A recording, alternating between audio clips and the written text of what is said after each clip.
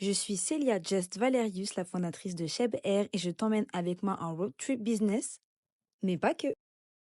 Bonjour à tous. Alors là, je suis accompagnée d'une grande dame, une très grande dame qui vit en Martinique et qui, à mes yeux en tout cas, a impacté le monde entier. Ici, Juliette Smeralda.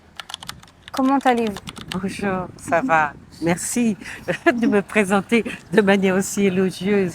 Et bon, j'attends avec impatience vos questions, mais surtout, je vous remercie de dire au monde qui me sabote, que ceux qui me sabotent m'empêchent d'être entendus, mais je vois que mon public, mon peuple qui est visé par mes recherches, sait en tirer profit et c'est cela qui me console. Exactement. Voilà. Donc en fait, moi, j'ai eu la chance de découvrir Juliette Smeralda il y a à peu près 1 an ou 2 ans, parce que comme vous le savez, je travaille dans le capillaire. Et je me suis rendu compte justement qu'elle n'était pas suffisamment visible par rapport à tout le travail qu'elle a fourni. Donc déjà, est-ce que vous pouvez vous présenter? Qui est Juliette Smeralda? Alors, je suis d'origine de la Martinique.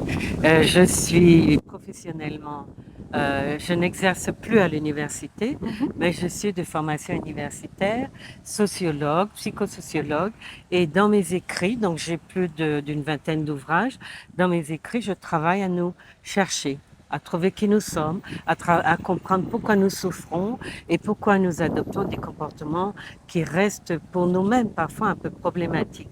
Donc, je suis chercheur avant d'être quoi que ce soit, chercheur sur ces problématiques et l'important pour moi, c'était d'utiliser, non pas de manière carriériste, ma trajectoire d'universitaire, mais d'utiliser tous les outils que me donnait donc aujourd'hui mon titre de docteur que j'ai depuis les années 90, docteur en sociologie, section démographie, sociologie-démographie, mention très honorable à l'université Paris 7 et donc avec des expériences universitaires en France, en Allemagne. J'ai enseigné un peu dans tous ces domaines-là et mon travail de chercheur a été aussi un beau tremplin qui m'a donné envie d'écrire parce que très tôt, quand je suis entrée à l'université, mon souci c'était euh, chaque fois qu'on nous demandait de faire des recherches, euh, j'en profite, entre guillemets, pour nous chercher, travailler sur un aspect de nos problématiques. Et c'est comme ça d'ailleurs que Peau noire, cheveux crépus va naître. Parce que je fais un recyclage en psychologie, tout court, et parce que en étant psychosociologue, il me manquait la base, des bases comme la psychopathologie, etc. Donc, j'ai refait un petit cursus de psychologie et il fallait faire un travail donc qui aille dans cette filière-là. Et j'avais déjà cette interrogation et j'ignorais d'ailleurs qu'il y avait à la Martinique des gens qui coiffaient déjà et qui se préoccupaient du cheveu crépus. Et on m'a d'ailleurs mis en concurrence avec ces personnes, ce qui m'a beaucoup étonnée parce qu'on a pensé que je m'appropriais des choses que d'autres avaient fait. En réalité, c'était mon regard, parce que j'étais branchée sur les problématiques identitaires, et c'est mon regard de personnes simples, citoyennes, qui me demandaient, mais pourquoi autant des nôtres se défrisent? Ça n'est pas normal, ça n'est pas un phénomène individuel, c'est collectif. Donc si c'est collectif, moi étant sociologue, je dois essayer de démêler cet écheveau-là, essayer de comprendre pourquoi tout un peuple se défrise. Et je vais découvrir même que chez les Arabes, chez les peuples qui ont peut-être la peau claire, mais le cheveu crépus, il y a le même souci de faire disparaître le cheveu crépus. Donc ça signifiait quelque chose qu'il fallait traiter scientifiquement. Et la chance, je ne sais pas, l'avantage en tout cas que j'ai eu, c'est que, étant universitaire et voulant m'engager dans une carrière de chercheur, que je n'ai pas pu faire parce que le thème travailler sur les Noirs pour les bonifier et leur faire du bien, l'université française n'est pas très branchée sur ces choses-là parce que quand elle nous paye en tant que chercheurs, elle veut que nous lui servions à elle, dans son projet à elle. Et donc, moi, je voulais servir d'abord, aider à soulager les souffrances de mon peuple en l'aidant à se comprendre. Donc, je n'ai pas fait carrière dans cette recherche-là. On m'a proposé autre chose pour rester chercheur et donc être financée. Et j'ai refusé parce que je voulais travailler sur nous et dans ces domaines-là, le corps, le cheveu, l'identité. Donc voilà Ok. pourquoi j'y suis restée. Et en dehors de mon activité d'universitaire de chercheur, donc j'ai beaucoup enseigné dans la formation, Mhm. formation continue, formation de formateurs. Je suis conférencière, je Ouais. vais dans beaucoup de pays quand on m'invite. Alors sur ces thèmes-là, mais aussi sur d'autres sujets qui sont nos racines africaines. Mhm. Comment elles se... Au départ, j'ai beaucoup travaillé sur nos racines indiennes. Enfin, Mhm. moi ayant une mère Vous êtes indienne, d'accord. indo-descendante, avec un père afro-descendant. Mhm. Et pour moi, ils sont tous les deux très importants dans la fabrication de la personne que je suis. Forcément. Et donc, il n'y a pas de piédestal.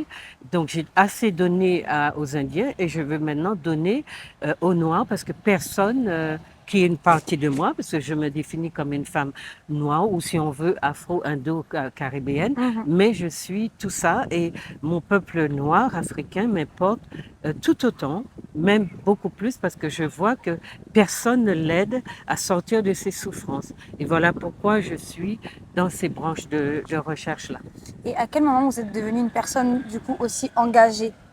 À comment, peut-être dans votre enfance ou autre, à quel moment vous vous êtes Oui. dit, je veux aider du coup mon peuple, donc martiniquais, indien, africain. À quel moment ça vous a touché? L'environnement dans lequel je vivais mélangeait, j'allais dire, de manière totalement humaine, simple, descendants d'Africains et descendants d'Indiens. Donc Mhm, il y avait pas de... Moi, dans ma tête, je n'étais pas quelque chose de spécifique. mhm, Même si, effectivement, il y a le fait que les Indiens étaient très vite un peu plus avantagés que les Noirs par en le effet. fait qu'ils ont eu des fonctions, enfin, dans la branche familiale dont je viens, ils s'en sont sortis très vite parce que probablement qu'ils faisaient partie de ces immigrants qui avaient déjà des fonctions en Inde et qui étaient venus s'engager juste le temps d'un contrat pour accumuler un pécule et rentrer chez eux. Il s'est trouvé qu'on ne D'accord. les a pas rapatriés, mais économiquement, ils s'en sont sortis très vite. Donc, dans cet environnement-là, ils avaient peut-être une figure un peu plus, mais c'était essentiellement économique. Mhm, Il n'y avait pas de, enfin, à mon avis. Maintenant, d'accord. est-ce que, donc, pour moi, c'était, je vivais une vie tout à fait simple, normale, de petite Martiniquaise, quel C'était que en quelle soit. année? Excusez-moi. Ça, c'était dans les années 60 peut-être, Ok. oui. Mais aujourd'hui, donc avec cette préoccupation de travailler aussi sur notre peuple, notre composante africaine, je me suis plutôt située dans le, si vous voulez, dans la compréhension de du contenu en termes de pratique de notre culture. Et j'ai découvert que nous vivions essentiellement dans des pratiques africaines. C'est-à-dire que nos sociétés, bien que la France et les colons et les tous créoles, tout ce qu'on veut, aient essayé en vain de nous convaincre que nous étions des Européens ou voire des Blancs et qu'on se prévalait beaucoup de la goutte de sang blanc et Mhm, qu'on oubliait toute la mer de sang noir qu'il y avait en nous, j'ai trouvé que c'était une imposture alors historique, symbolique et aussi par rapport aux conditions de l'esclavage, de vie de l'esclavage, j'ai trouvé que c'est grâce aux Noirs que nous sommes là. Ce sont eux qui ont construit ces sociétés. Ce sont eux qui se sont sacrifiés. Ce sont eux qu'on a mhm, tués. Et ce sont eux qui, par leur résilience, nous ont transmis la vie. Et je veux mhm, que, quelles que soient les postures de nos bourgeoisies, de nos mulâtres, même de nos béquets, qu'ils n'oublient pas ça. Et mon travail consiste à le leur rappeler. Donc, le travail de recherche que j'ai fait nous donne des éléments très précis. C'est pour ça qu'il faut que les gens lisent un peu la culture de l'entraide, l'impact du racisme, ou bien tous les travaux sur les Indiens, noirs et béquets, mhm. ensemble. Tout ça qui nous permettent de savoir d'où nous venons et puis comment nous vivons ensemble. Donc, voilà, pour moi, enfant, par contre, jeune, je me suis rendu compte que les Blancs vivaient dans des postures d'aristocratie, qu'ils étaient là assis dans des espèces de fauteuils comme des bienheureux, avec un regard ultra hautain et sur leur nègre et leur coulis qu'ils exploitaient sans honte, et dans mon esprit de petite fille, oui, ça m'a profondément marqué, puisque après, quand j'ai essayé d'analyser notre société, Mhm. j'ai travaillé sur les trois composantes, D'accord. les majeurs, et j'ai essayé de voir quel rôle avaient les composantes, et j'ai déploré beaucoup le fait qu'on ait opposé les Indiens aux Noirs, parce qu'ils vivaient les mêmes conditions. C'est ça. Et non seulement c'est une aberration, c'est une hérésie, mais le fait qu'il y a dans le système une sorte d'entreprise, même subliminale, dont les gens ne se rendent pas compte, il y a une entreprise anti-noire, profonde, scélérate, dans la société, dans les sociétés coloniales que nous sommes. Aux États-Unis, on continue à tuer les gens. Chez nous, on continue à maintenir les gens dans une forme d'esclavage. J'ai compris qu'il y a une sorte de complot contre le peuple noir et que on favorise tous les groupes qui arrivent, donc les Chinois, les Indiens, les Libanais, ils ont tous le doigt. Alors maintenant, ce sont les Haïtiens qui sont persécutés, mais tous les Noirs sont dans cette situation d'être en déclassement permanent et d'être persécutés d'une certaine façon. Donc j'ai senti que du fait que les Indiens arrivent en dernier, qu'ils trouvent une société déjà faite, formée, et que c'est à eux qu'on tend le micro, c'est à eux aujourd'hui qu'on dit vous êtes plus anciens, vous êtes une civilisation plus ancienne que les Noirs, ce qui relève là encore d'une aberration, puisque les Noirs ont des millions d'années avant tout le monde, et je ne comprends pas qu'on vienne dire aux Indiens, vous avez 5000 ans, donc vous êtes supérieurs aux Noirs, qui ont, rien que pour l'Égypte antique, on en est dans un de mes livres, Cheveux d'appoint, je remonte à 6000 ans. Donc, je ne comprends pas pourquoi on dit aux Indiens, vous avez 5000 ans, donc vous êtes supérieur aux Noirs. Et je comprends encore moins pourquoi les Indiens répètent ça. Ça veut dire Ça que... les arrange. Non, mais ça veut dire aussi que et c'est pas parce que moi, je suis une partie de ce peuple-là que je vais considérer que oui, il faut soutenir cet argumentaire. Moi, je suis une scientifique. Je veux de la rigueur et surtout de la justice sociale. Et je vois une partie de mon peuple qui souffre par méchanceté. Je répète cela. Il y a une méchanceté contre le peuple noir qui est globalisée et en aidant les autres composantes à prendre le dessus, à économiquement mieux s'en sortir que les Noirs, il y a une volonté de les maintenir au bas de l'échelle alors qu'ils apportent tout à l'humanité au niveau de leur génie, de la musique, du savoir-vivre ensemble, de la paix sociale grâce à eux. Je veux dire, est-ce qu'on pourrait imaginer un autre peuple qui vivrait, qui laisserait les exploiteurs vivre aussi en paix que le peuple noir? Voilà, donc il y a à s'interroger sur beaucoup de dysfonctionnements, d'injustices commises contre les Noirs. Il y a à voir comment on fait vivre ensemble cette société qui est un creuset issu de la plantation, comment on fait vivre ensemble ces gens-là toujours en essayant de maintenir le noir au bas de l'échelle et en lui disant qu'il a le taux d'échec social le plus élevé. Et quand il travaille même à compétences égales, on le paye moins. Quand il veut un travail, on lui met un blanc dans les pattes, pardon, en lui disant que celui-là, ou le mulâtre, qu'il le mérite mieux que lui.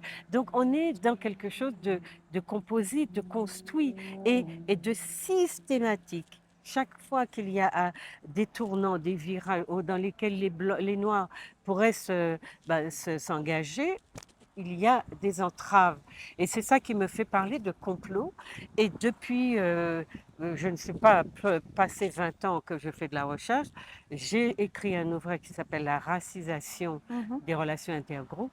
Quand je l'ai refermé, je me suis dit, non, c'est pas l'esclavage, c'est pas l'économie, c'est pas tout ce qu'on nous raconte. Il y a autre chose. Et c'est cette autre chose-là que après, dans mes autres ouvrages, je me suis mise à explorer. Et donc, il y a quelque chose que les peuples noirs eux-mêmes doivent comprendre dans le fait qu'ils sont systématiquement racisés, discriminés et maintenus au bas de l'échelle parce que justement, ils étaient en haut de l'échelle. C'est ça. De toute façon, c'est en Historiquement, général, ouais, c'est toujours comme ça. ils étaient en haut de l'échelle. Et pour vous, le peuple noir, du coup, Mhm. qu'est-ce que lui doit faire? Donc, je dis ça parce que vous avez justement fait des études scientifiques. Là, on parle de science. Oui. Donc, sur un point de vue scientifique, pour vous, qu'est-ce que le peuple noir devrait faire aujourd'hui en 2024 pour pouvoir justement se relever de tout ça?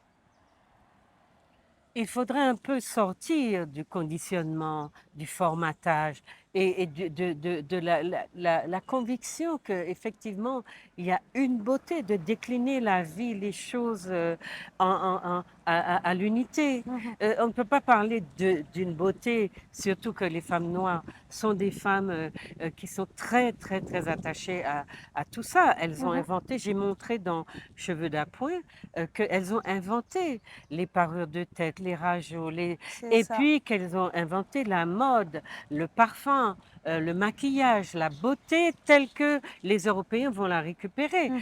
Donc on ne peut pas décliner ces phénomènes-là au singulier.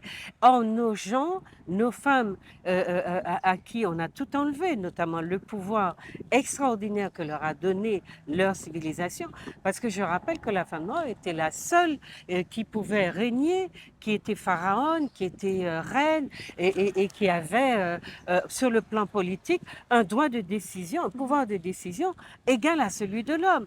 Et c'est la seule civilisation qui a mis l'homme et la femme sur un plan d'égalité. Or, voyez-vous, depuis les pénétrations des Occidentaux dans la vie des Africains, la situation qui était celle de la femme blanche a été répercutée sur la femme noire. Et on l'a ramenée à un état, j'allais dire, de barbarité, dans lequel les hommes blancs entretenaient et arabes entretenaient leurs femmes. Mhm. Donc la femme noire, avec les hiérarchies que les blancs ont créées, elle est devenue inférieure, ou on l'a classée inférieure à la femme blanche, C'est ça. alors que la En femme dessous de blanche toutes les femmes. sur toutes les femmes, Mm. mais en même temps, je veux dire, il faut juste lire un peu chez Anta Diop ou l'histoire des relations entre hommes blancs et femmes. Il faut voir que la femme blanche était traitée comme une esclave. Elle n'était là que pour faire des enfants. On la shootait, on la balançait. Elle n'avait aucune place. Elle Mhm. était ultra méprisée et je ne comprends pas qu'on en soit arrivé aujourd'hui à avoir des femmes noires qui ont cette puissance historique et qui se mettent à imiter des gens qui viennent d'arriver dans l'histoire de l'humanité et qui seraient donc des modèles de beauté, de cheveux lisses, de couleurs, et que nos hommes se mettent à dire que pour réussir socialement, il faut à leur bras une leucoderne, une femme blanche qui a des cheveux lisses et qui lui fait des enfants métis. Qu'est-ce qui s'est passé dans nos vies? C'est ça que nos gens doivent s'interroger.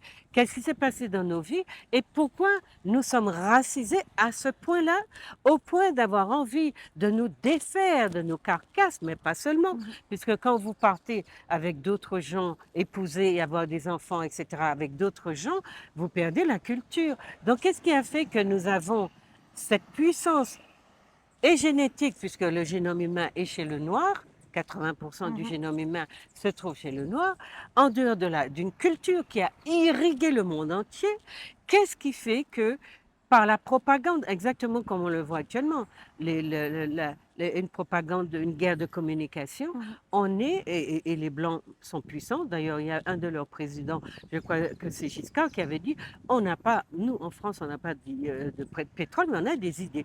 Ben pour ça, ils en ont, et ils ne lâchent pas, ils en ont, ils en ont, ils en ont, et ils ont réussi par le système scolaire, universitaire, l'aliénation, l'accaparement de la vie du noir qu'ils dirigent, alors, comme on dirige un chien à qui on dit va par là, ils ont en main les rênes de la vie des Noirs et ils en font ce qu'ils veulent. Donc en ce moment, ils sont un peu en difficulté parce qu'il y a des Africains qui disent non, Bwana, non, tu ne tiens plus les rênes. Mhm. Peut-être que, voilà, donc le Bwana voudra reprendre les rênes, mais c'est plus compliqué qu'avant. Donc C'est il ça. y a cette façon qu'ils ont eue par des guerres communicationnelles, par du racisme, un racisme invétéré. Et je rappelle que l'invention, les inventeurs du racisme, y compris structurel et biologique, sont des Français. Il y a un Anglais au départ qui a commis un ouvrage, sais plus son nom, Kim quelque chose, mais ce sont les Français. Mhm. Gobineau, Vacher de la Pouge, enfin, on a une tralée de Français qui ont écrit, inventé et systématisé la nécessité. Moi, j'ai un livre qui s'appelle Sociologique, Mhm. dans lequel je reprends toutes leurs théories, les médecins, ceux qu'on appelait des savants au XVIIe, XVIIIe siècle, les médecins, les penseurs, les philosophes, les naturalistes comme Buffon.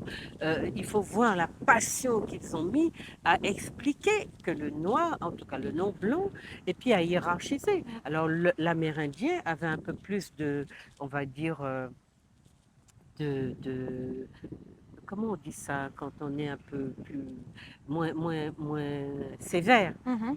compassion à leurs yeux Mhm. que les Noirs. Mais les Et Noirs, pourquoi, vous pensez? ben parce que pour eux, les Noirs, ben c'est comme quand ils ont décidé de l'esclavage, parce que les Amérindiens, en fait, ne tenaient pas sous leur coup de boutoir ce Mhm. travail affreux qu'on leur imposait. Et ils mouraient beaucoup. C'était difficile pour les colons de construire une économie sur ce peuple-là. Donc, ils ont décidé, avec leurs religieux, qui ont toujours été présents, de remplacer les Amérindiens par des Noirs. Mais pour ça, il fallait trouver le bon argument, puisque leur chef, etc., disait que donc c'est un, comment il s'appelle, Las Casas, qui est un religieux, qui dit oui, on a fait, il y a le procès de Tordesillas en 1400 quelque chose qui dit, on fait un procès pour savoir si les Amérindiens ont une âme et puis les Noirs. Et donc, Mhm. lors de ce procès, on décide que, Tordesillas, c'est le procès, on décide que les Amérindiens ont une âme, mais pas les Africains. C'est ça. Donc, on peut les mettre en esclavage et les traiter comme des C'est bêtes. exactement comme ça. Et à partir de là, le code noir que Colbert va inventer quelque Mhm. temps après va faire des Noirs des meubles, Voilà, ce qui n'a exactement. jamais existé dans l'humanité. Mhm. Et voyez la puissance de conviction des Blancs C'est ça. qui ont cru qu'ils avaient ce pouvoir, cette autorité sur des êtres humains au point de les transformer en En meubles. meuble, ouais. Et donc, qu'est-ce que les Noirs doivent faire? C'est d'abord d'avoir comme exigence de bien connaître leur histoire, de sortir de l'aveuglement, du conditionnement qui fait qu'ils pensent qu'il y a une beauté et qu'il faut tout faire pour ressembler à cette beauté-là, ni au niveau des cheveux, ni... Aucun peuple n'a inventé des coiffures plus extraordinaires que le peuple noir. Mhm. Qu'est-ce qui fait que tout d'un coup, donc ça veut dire qu'il aimait ce qu'il était. Qu'est-ce qui fait que tout d'un coup, il se met à ne pas aimer son cheveu et à vouloir le cheveu des autres? C'est quoi cette histoire, cette folie-là? Et comment l'industrie du cosmétique, des produits chimiques, de tout ça, s'enrichit? C'est l'une des industries les plus riches Mhm. actuellement sur le dos des Noirs, qui sont, Sur soi-disant, notre mal-être en plus. oui, puis sur des mallettes qu'ils creusent C'est et ça. qu'ils entretiennent, parce que la femme noire, telle que les Blancs l'ont classée au bas de l'échelle sociale, la femme noire est la plus pauvre, la moins belle, la moins ceci, la moins cela. Elle est tout au bas de l'échelle. Et c'est pourtant elle qui dépense des fortunes Dans la dans cosmétique, dans la beauté. cosmétiques, beauté, entre guillemets, Mhm. parce que j'ai dit à une conférence, je crois, au Canada, c'est quoi la beauté? Ce singulier-là que Mhm. vous venez me présenter, ou bien dont vous me parlez, c'est quoi? La beauté, je ne comprends pas. Mhm. Parce que chaque peuple a ses canons et a ses types de beauté. Et même si moi, je ne suis pas en mesure de reconnaître la beauté d'un Asiatique, je sais qu'ils en ont, Mhm. qu'ils ont leurs canons. Et je sais, je reconnais peut-être les canons de beauté des Indiens parce qu'ils sont proches de ceux des Blancs. Mhm. Et c'est pour ça que les Blancs ont dit que, voilà, ils avaient la peau noire.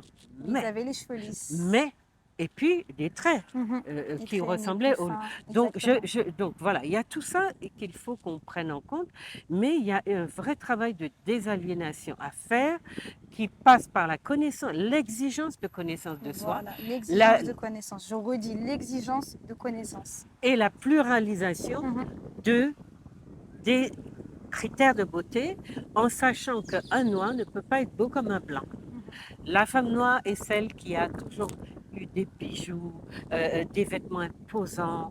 Et quand elle se déplace, d'ailleurs, elle prend beaucoup de place. Elle est comme ça. Ça emmerde, pardon. beaucoup, beaucoup, C'est vrai.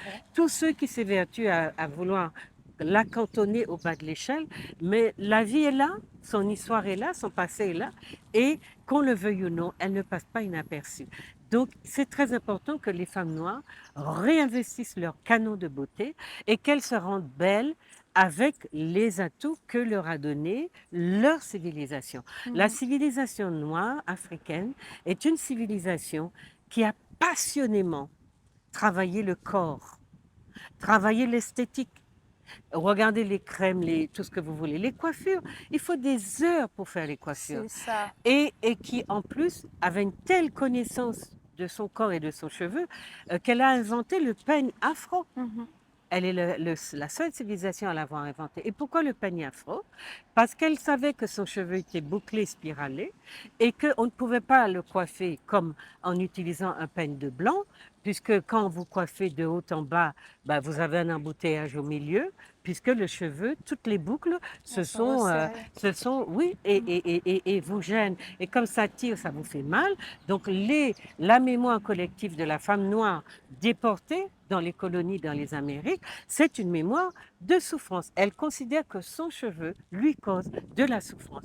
Or, on n'a jamais entendu cette explication, ou même cette sorte d'interprétation dans les civilisations africaines. Et c'est ça qui est important que la femme noire comprenne. Oui, on l'a convaincue que son cheveu n'était pas beau.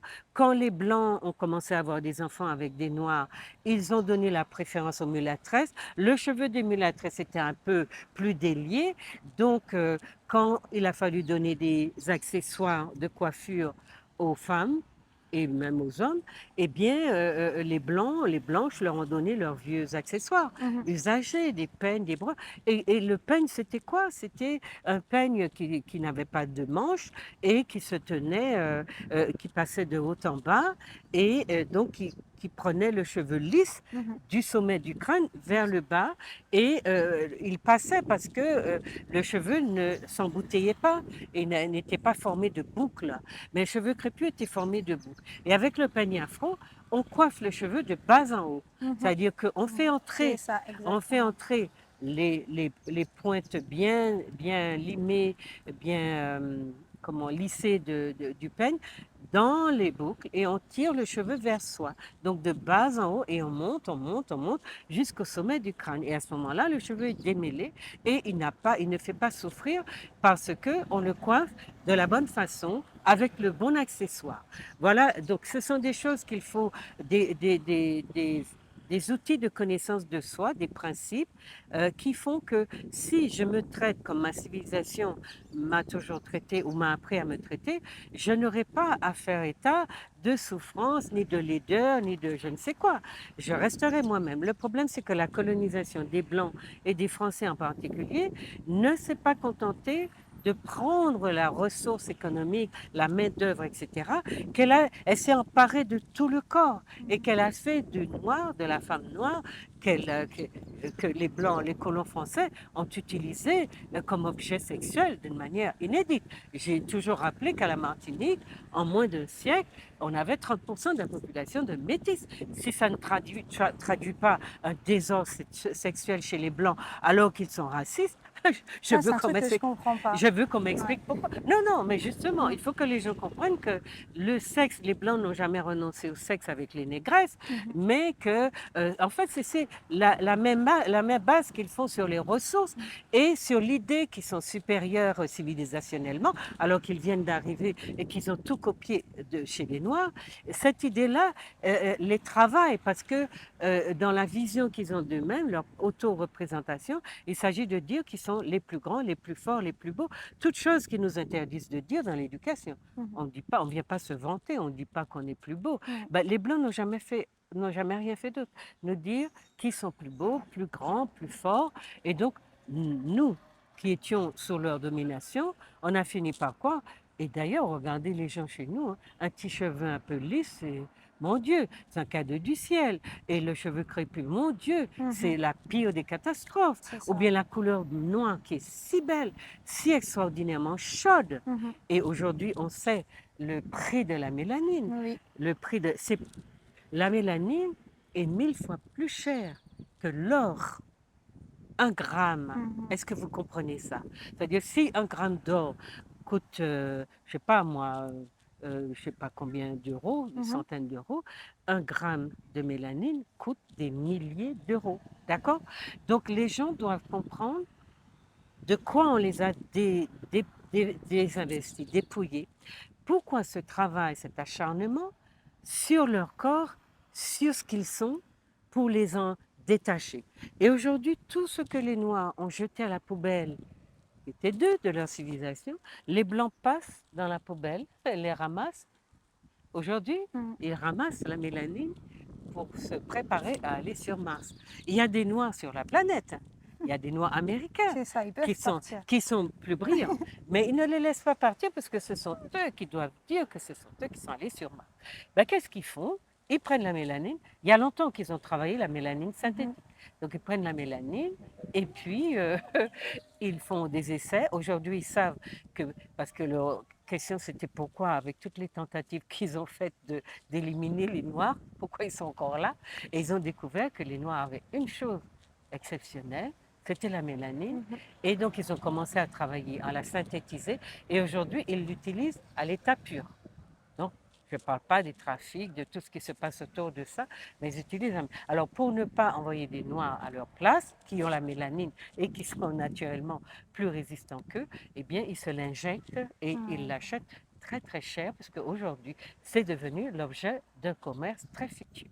Il n'y a rien qu'on a appris aux Noirs à jeter à la poubelle, qui leur appartiennent en propre, qui fait leur richesse, leur valeur, leur force, que les Blancs n'ont pas récupéré et dont ils n'ont pas fait quelque chose qui rapporte de l'argent et notamment le corps noir, les cheveux, tout ça. Aujourd'hui, ils vendent l'industrie du faux cheveux, du cosmétique, et de tout ce que vous voulez, des accessoires, c'est l'une des industries les plus rentables au Mhm. monde. Ouais. Et ça n'est pas en Afrique que ça se passe, c'est chez les Européens, chez les Chinois, chez les Indiens, avec les machins de faux cheveux, et puis des cheveux dont on sait aujourd'hui que c'est dangereux de les utiliser. Les Indiens, quand ils font des sacrifices de leurs De cheveux, cheveux, ouais. c'est parce qu'ils ont été malades, qu'ils donnent, je sais pas, un sacrifice pour remercier ou pour faire C'est etc. ça, de choses. Et ces cheveux sont récupérés, lavés, teints et vendus c'est aux ça. Noirs essentiellement. Bon, il y a une industrie aussi Oui, après, du cancer, donc des femmes qui ont besoin de c'est cheveux, ça. mais l'essentiel du marché se déroule sur le continent africain. Mhm. Et d'ailleurs, pour continuer sur le cheveu, du coup, est-ce que vous pouvez me dire, vous, qu'est-ce que vous pensez du terme cheveux texturés?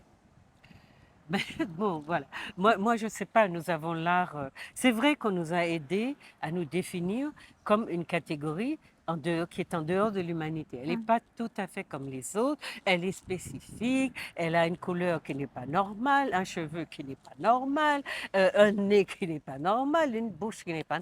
Des fesses aujourd'hui dont nos femmes jouent beaucoup Mhm. sur les réseaux sociaux. Des fesses qui se remuent, qui remuent à longueur de journée. Bref, le noir n'est pas un être humain, on l'assimile à ça, mais on lui rappelle sans arrêt, qu'il n'est pas tout à fait comme les autres. Donc il est tenu à la marge de l'humanité et pour cela, on lui a inventé des spécificités qui sont, par exemple, eh bien, les bijoux ethniques, le corps ethnique, les vêtements ethniques, tout ce qu'on veut. Et puis, j'ai vu que dernièrement, la dernière invention de nos petites femmes qui sont dans le domaine du cheveu, de la coiffure, de l'esthétique capillaire, j'ai découvert qu'elles ont inventé le cheveu texturé. Donc j'ai demandé et aux blancs et aux noirs de m'expliquer est-ce qu'il y avait sur la planète un seul cheveu qui n'était pas texturé. Donc quand j'ai été interrogée par des journalistes européens, suisses, belges, français, d'autres pays, j'ai demandé expliquez-moi parce que moi, sur cette base-là, je ne réponds pas à des questionnaires où on me dit que, voilà, il y aurait, même au niveau du cheveu, quelque chose de très spécifique au noir. Expliquez-moi. Donc, c'est des gens qui reprenaient des termes, des concepts, entre guillemets, parce que ça n'est pas un concept, sans les interroger. Donc, je les ai forcés à ce questionnement-là et je dis, haut et fort aux nôtres, aux petites femmes qui ne veulent pas utiliser le mot afro, le mot cheveux afro, l'expression cheveux afro ou cheveux noirs, je leur dis de faire bien attention aux décisions qu'elles prennent quant à nous maintenir dans des spécifications qui font de nous des êtres sous-évolués, des sous-catégories de la race humaine et qui donnent raison à tous ceux qui ont décidé que nous ne méritons pas d'être classés à égalité avec les autres peuples. Donc le cheveu texturé, pour reprendre Mhm. l'expression, est une forfaiture et l'histoire peut-être de petites jeunes femmes qui ont des intentions commerciales et qui contribuent à retenir, à maintenir plutôt notre peuple dans l'idée que nous sommes des gens qui sont à améliorer. Il faut améliorer leur couleur par le blanchissement de la peau, améliorer leurs cheveux par le défrisage ou d'autres traitements, ou par des perruques ou je ne sais quoi. Il faut l'améliorer. Le noir est améliorable. Il faut l'améliorer. Et on est dans des sortes de cheveux texturés pour faire quoi? Pour dire quoi? Probablement pour brasser un large public, mais à ce moment-là, texturé blanc, texturé asiatique, texturé africain. On peut jouer avec ça. Mhm. Mais le cheveu texturé qui serait spécifiquement africain, je regrette. On est dans de l'autoracisme si ce sont des Noirs qui ont inventé ce terme et il est absolument dans la même lignée de tous les concepts qui ont essayé de faire du noir un être à part qui n'est pas dans l'humanité, alors que je rappelle à nos petites ignorantes, excusez-moi d'être violente, je leur rappelle que le peuple noir est à l'origine de l'humanité et que s'il y avait à lui donner des catégories, c'est les autres qui bénéficieraient, qui devraient être catégorisés en sous-catégories. Parce que l'aîné de l'humanité est noir. Donc voilà pourquoi il faut faire attention aux mots, aux concepts que nous utilisons et surtout aux besoins que nous avons de briller, de nous mettre sur le devant de la scène, soi-disant en croyant que nous inventons, que nous contribuons, que nous faisons je ne sais quoi. Non, nous sommes dangereux pour nous-mêmes quand nous reprenons toutes les stratégies racistes, racisantes, racialistes qui nous maintiennent en dehors de l'humanité et nous devons dénoncer très fermement l'usage de ce mot cheveux, cette expression cheveux texturés qui nous parle de nous-mêmes parce que c'est tous les peuples, ce sont tous les peuples qui ont chacun eu l'Autriche pour les Noirs, Sime-Autriche et Lys-Autriche pour les Blancs. Tout, si on veut parler de Mhm. nous, notre cheveu est eu l'Autriche. D'accord. Tout, tous les groupes humains ont une définition de leurs cheveux Mhm. et c'est scientifique. Triche signifie cheveux, Mhm. hulot, lissot ou hulot-triche pour nous, lissot-triche ou je ne sais plus le troisième Mhm. terme que j'ai. Voilà, donc on a des manières de dire. Donc si les gens veulent se distinguer, ben, n'ont qu'à dire, ben oui, nous travaillons sur le cheveu hulot-triche. Mhm. Enfin, voilà. Et ça veut dire cheveux crépus. C'est ça. Mais Puisque, après, dans un but commercial, l'objectif, c'est comme vous avez dit, c'est de pouvoir toucher le plus de monde possible en ayant le moins de termes. Mais comment définir, par exemple, donc un cheveu dit texturé, mais pour les blancs qui ont les cheveux bouclés? Vous oui, voyez ce que je veux dire? oui, Donc, mais justement, les blancs ont toutes les catégories de cheveux, oui. puisque quand j'ai travaillé sur justement, de par leurs origines Mhm. premières, ben, quand j'ai travaillé sur peau noire, cheveux crépus, Mhm.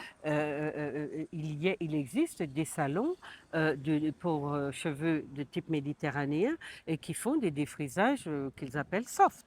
Mais les femmes aux cheveux gris bouclés, un peu frisés, comme les rousses par exemple, Mhm. très Exactement. secs, qui ne veulent pas de leurs cheveux crépus, Mhm. frisés, secs, les font défriser. Hein. Donc, il y a des possibilités de chercher plus rigoureusement à définir un cheveu. Par exemple, quand dans un salon on dit un cheveu de type méditerranéen, on ne dit pas un cheveu texturé. C'est vrai. Ça veut dire qu'on reconnaît qu'il y a chez les Arabes et certains Blancs un cheveu très frisé et que quand ces blancs-là n'en veulent pas, ils les défrisent. Mhm. Et ça se fait. Cheveux de type méditerranéen. Donc, les gens vont dans ce type de salon. Eh bien, nous avons aussi à chercher euh, salon pour cheveux l'Autriche. Et les gens doivent savoir, s'ils ne veulent pas utiliser le mot crépus, que ça veut dire cheveux crépus. Mhm. Ou bien cheveux crépus, l'Autriche, frisé, défrisé, Ou frisé, frisé, bouclé. bouclé, machin. Il faut aussi s'arrêter quelque part hein, quand on Mhm. parle de cheveux crépus, parce que je vois qu'il y a aussi des mélanges qui ne sont pas très nets là. Je sais que l'argument commercial détermine parfois cette volonté d'élargir, mais attention, si les gens élargissent, il ne faut pas qu'ils sortent de notre humanité, soi-disant pour des raisons commerciales. C'est aussi pour des raisons commerciales que parfois nous trahissons les nôtres, que des raisons financières, parce qu'on nous donne de l'argent pour trahir, pour dire, mentir sur les nôtres, pour les couler, pour les surveiller. On a autant de vigiles,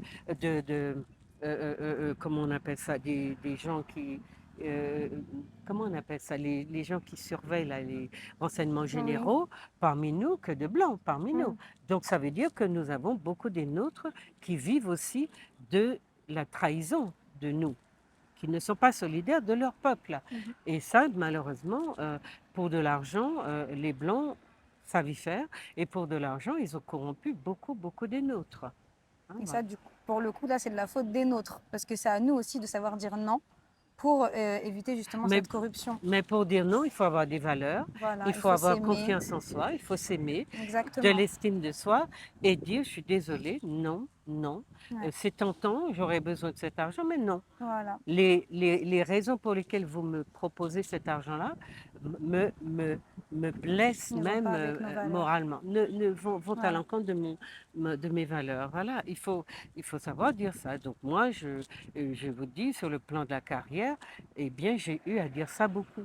Et parce que, oui, j'aurais été dans le système avec beaucoup de notoriété, puisque je suis une chercheure, je sais la valeur de mon travail, mais j'ai refusé parce que justement, mon système de valeurs était estropié par les propositions qu'on me faisait. Donc, je les ai refusées.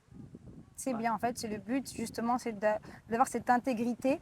Et cette Oui, intégrité, comme on vient de le dire, morale, voilà, on l'acquiert hein, avec l'amour de soi et l'amour de son peuple. de son Et peuple. pour ça, il faut avoir de la connaissance, avoir un esprit de recherche. Ce qui fait que justement, parce qu'il y a beaucoup de personnes qui le font, parce qu'ils n'ont pas cet amour-là, parce qu'ils ne sont pas au courant de Bien toute notre sûr, histoire, ils ne cherchent même pas à savoir en fait. bien sûr. Et dès qu'on saura, on saura, et qu'on sera éveillé et qu'on s'aimera, eh ben, on arrivera à évoluer. Et je pense, en tout cas pour ma part, que quand le peuple afro aura aussi évolué, le monde entier évoluera forcément. Alors, il y a un courant actuellement, il faut espérer que ça Mhm. va se continuer. C'est ça. On a un bel éveil avec nos jeunes, même sur le plan des mariages interraciaux. Et je crois qu'ils commencent à comprendre Mhm. qu'ils dilapident aussi leur culture de cette Ouais, il y a façon-là. le Black Love en ce Et il y moment. a le Black Love, il y a tout ça, mais bon, on n'est pas dans une racisation de nous-mêmes. On est dans la conscience qu'on a que quand un dominé épouse un dominant, c'est lui qui perd sa culture. Parce que vivre dans la culture dominante, avec toute l'organisation qu'on a autour de soi, l'enfant va être socialisé comme un petit dominant. Mhm. Et donc, et puis en plus, il n'aime pas être différent. Donc, il va chercher à ressembler ceux qui autour de lui ont la figure de cette dominance-là. Donc, il faut qu'on comprenne que ça n'est pas un péché quand chez nous, nous avons un groupe de blancs créoles qui vit en apartheid depuis je ne sais combien de siècles. Je ne sais pas pourquoi les Martiniquais ne sont pas choqués et pourquoi ils n'interrogent pas cet apartheid-là. Mais dès que des Noirs disent qu'ils voudraient vivre entre eux, hop, ils sont étiquetés de racistes. Et puis le sentiment de commettre un péché de je ne sais quelle nature, les fait que ils laissent ouvert, ils laissent tout dire. Mais les béquets, les colons qui vivent chez nous, je rappelle à tous les gens du monde qui veulent l'entendre qu'ils vivent, ils ont métissé toute la population par leurs mœurs sexuelles qui étaient très libres et libérales, mais ils se sont protégés de ce métissage et qu'ils vivent justement parce que ça leur permet racialement de rester blancs, ce qui est pour eux très important, économiquement, de ne pas éclater leur fortune, de la garder au sein du groupe et sur le plan de toutes les fonctions qu'ils occupent, de rester dans l'entre-soi, se marier entre soi, mourir entre soi, vivre entre soi et développer comme ça, entretenir cette idée qu'ils sont une race supérieure par rapport à tous les nègres qui les entourent et dont ils ne veulent rien savoir, ce qui n'empêche pas, comme je le dis aujourd'hui encore, les échanges sexuels abondants qu'il y a entre ces populations. Merci beaucoup pour toute cette discussion. Ça a été très, très, très enrichissant. On voit que voilà, vous êtes un livre, mais en tout cas, ce qui est bien, c'est que vous écrivez, parce qu'on a Oui, je beaucoup de les livres qui écris. n'écrivent pas. Oui. Et donc voilà, donc merci pour tout le Mais pour la travail. postérité, il Ah, faut écrire pour transmettre ce qu'on a découvert.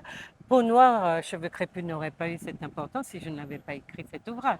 Et exactement. il a été lu. Aujourd'hui, maintenant, Il il est faut... traduit en plus, hein. Non, il Il n'est faut... pas traduit. justement, c'est le problème qu'on a. Je pensais qu'il Mais, l'était. mais personne ne veut se lancer dans ça. C'est un travail important. Mhm. Donc, il faut que les jeunes, les personnes qui entendent ça, pour que nos frères et du continent, du Brésil, Bien sûr. d'autres régions du monde profitent de ce travail scientifique qui jusqu'à aujourd'hui n'est pas démodé. Bah, c'est ça. Malheureusement, il est vraiment d'actualité encore. Mais en tout cas, ça nous permet, bah, voilà, pour moi qui arrive, hein, parce que bon, je suis quand même jeune malgré tout, qui arrive et de voir justement aussi le travail qui a été fourni avant. Parce que nous, on a l'impression qu'on est dans un moment où on est dans l'action, mais comme si les générations d'avant étaient conscientes, mais elles n'avaient rien fait. Et au final, non, il y a des personnes comme vous qui ont fait et on se doit d'être au courant. C'est-à-dire que des personnes qui font, mais Mm. qu'on étouffe, dont on étouffe le travail, les co, parce que c'est gênant. Mais maintenant qu'il y a la loi sur la discrimination capillaire, même chez nous en Martinique, où les gens ne veulent pas savoir que je suis à l'origine de ça, pour des raisons qui les concernent, il y a quand même, je vous dis, j'ai un tas de demandes de journaux, de magazines, y compris français, qui me demandent des interviews. Mhm. Ça veut dire que quelque part, on sait que c'est Smeralda qui a lancé ce courant-là, Voilà. ce courant de pensée-là. Voilà, alors bravo pour tout ça. Très bonne continuation. Continuez à écrire. On a encore besoin de vous. Je continue, je travaille sur quelque chose qui... Alors, il y a l'impact du racisme, Oui. qui est un livre qui aide beaucoup. Mhm. C'est sur l'estime de soi des Noirs. Ça aide beaucoup, donc il faut, si les gens peuvent le lire et essayer de l'utiliser pour comprendre dans quoi ils sont, Mhm. parce que souvent les gens s'attribuent des défauts, des problèmes, alors qu'en réalité, c'est l'environnement, la société même qui leur crée ces problèmes. Et en ce moment, je travaille sur toutes les raisons qui font qu'on ne fait pas peuple, pas Mhm. assez, et qu'on dit qu'on n'est pas solidaire. En fait, c'est une construction, Mhm. parce que la base de la civilisation des Noirs, c'est la solidarité. Mhm. Donc, il faut comprendre pourquoi, tout d'un coup, nous sommes devenus un peuple égoïste, individualiste et pas solidaire, au point qu'on se trahit. Nous sommes, en Martinique par exemple, le peuple qui pratique le plus la délation, donc de nous Mhm. vers la France. Tout ce qui est ici, qui se fait, eh bien, un coup de téléphone, des courriers sont envoyés en France. Et du coup, les nôtres sont très exposés quand ils ont affaire à penser, à dire des choses. Donc moi, je fais partie des victimes de ces situations-là. Mais comme je n'attends rien du système en tant que tel Mhm. et que je sens qu'il faut que j'ai le souci de mon peuple et de mes jeunes, la jeunesse de mon peuple, je leur donne des outils. Je leur dis, on m'a empêché de faire ma carrière, on m'a gêné, empêché de vivre pleinement de toutes mes compétences, mais j'ai le souci de ma jeunesse. Nous ne sommes pas éternels. Nous devons transmettre ce que nous pouvons, parce que le but, c'est de faire que notre civilisation, que l'Afrique retrouve sa place de celle des origines et celle de tout ce qu'elle a toujours donné au monde généreusement, sans être regardante, mesquine et voleuse et rapteuse et prédatrice. Et ça, si on a des valeurs à promouvoir, ce sont celles-là que notre matrice africaine nous a léguées. Plus qu'aucun autre peuple. Elle est la seule à avoir cette générosité-là. Parce qu'elle est l'aînée de l'humanité Mhm. et qu'elle a le souci de la survie de l'humanité. C'est ça. Comme on dit, c'est la terre-mère et c'est pas pour rien qu'on l'appelle C'est comme la ça. matrice des origines. Exactement. Et ben, merci beaucoup. J'espère que vous avez apprécié. Je pense que oui. Et je vous dirais même que je pense que c'est un épisode qu'il va falloir regarder et écouter plusieurs fois parce qu'il y a plein de choses qui sont dites. Et il y a plein de choses aussi qui montrent qu'on manque de connaissances. Il faut qu'on aille chercher pour qu'on puisse évoluer. Et surtout, elle l'a dit, elle l'a redit, on est parfait, on est beau. Et nous sommes même voilà l'essence de la beauté. Donc, comme d'habitude, prenez bien soin de vous et de votre couronne. Merci. Merci beaucoup.